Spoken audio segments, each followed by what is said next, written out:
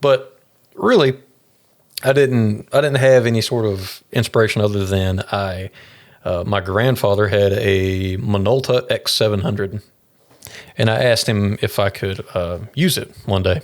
So this is the Minolta X700, and I think I was like 7, 8, or something like that. And he, I guess, not using the camera very much. I mean, it had all the bells and whistles that came with the X700 at the time. If you're ready for high-performance photography, the Minolta X700 program system is ready for you. Computerized, motorized, systematized, total capability, from fully programmed where you said nothing, even with flash, to creative manual where you control everything. The high-performance Minolta X700, voted camera of the year on 2 continents. The X700 had like a bunch of accessories and all. They had like a power, auto winder and all that. It's pretty neat. So I used it, and immediately, not knowing how film works or anything like that, because I'd seen people use little Kodak point and shoots and stuff like that as a little kid. I just burst through those 36 shots or 24 or whatever it was. And my mom went and got them developed, and I came back, and there was one photo out of all of them where I could see something. Only from the mind of Minolta. And it was like maybe the edge of a window, because obviously I don't understand how exposure works, or any of the fundamentals of photography or cameras work or anything like that. So then I really had some questions. So from that, I learned how to use that camera, not really connecting that to the fundamentals of photography or anything. I learned how to use that camera to actually make it like an image come out. And I thought it was pretty neat. I really loved the feeling of timing, getting a photo. It felt like a sniper or something like that. And you think this would lead on to me being a National Geographic wildlife photographer, but no. Later on, like everyone else, I ended up getting, actually before that, I ended up using a Nikon, is it D90? 90D? No, D90? I think it's D90.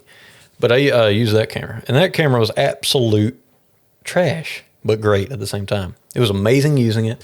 I thought that, it was the coolest thing ever to be able to use a camera that was that nice. But it would overheat a lot. I was shooting a show in a parking lot one time, and it would literally, I had to wear a glove because it would almost melt down in my hand.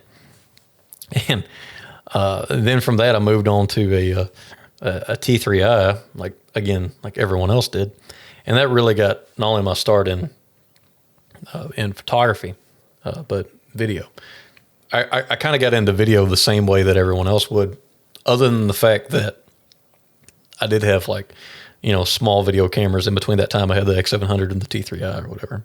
But my photography did not really change from that time that I didn't really get any photos out of the X700 to the time I had the T3i. What really made the big difference, the big change, is one day my dad, I don't remember if he brought it up or if I brought it up, but there was some sort of challenge where you tape over the front of you tape over your screen so you can't see any of your exposures. You can't see any of your pictures.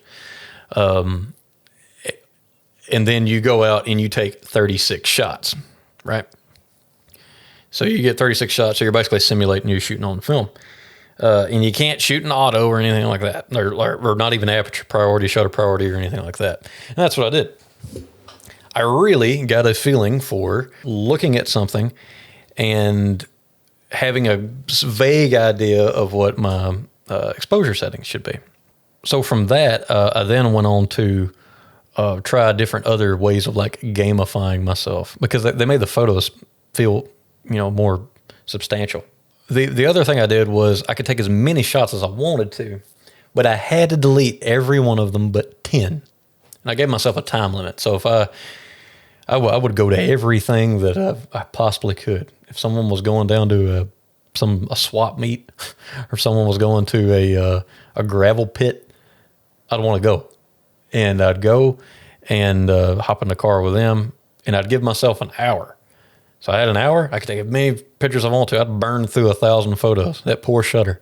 And then I could only keep 10. And that ended up making, I had the combination of figuring out why I liked different photos versus other ones, because I had to trash them. And then the other was figuring out, when to actually hit the shutter, because I can't waste any because I only have 36 shots. And that was one of the most important things.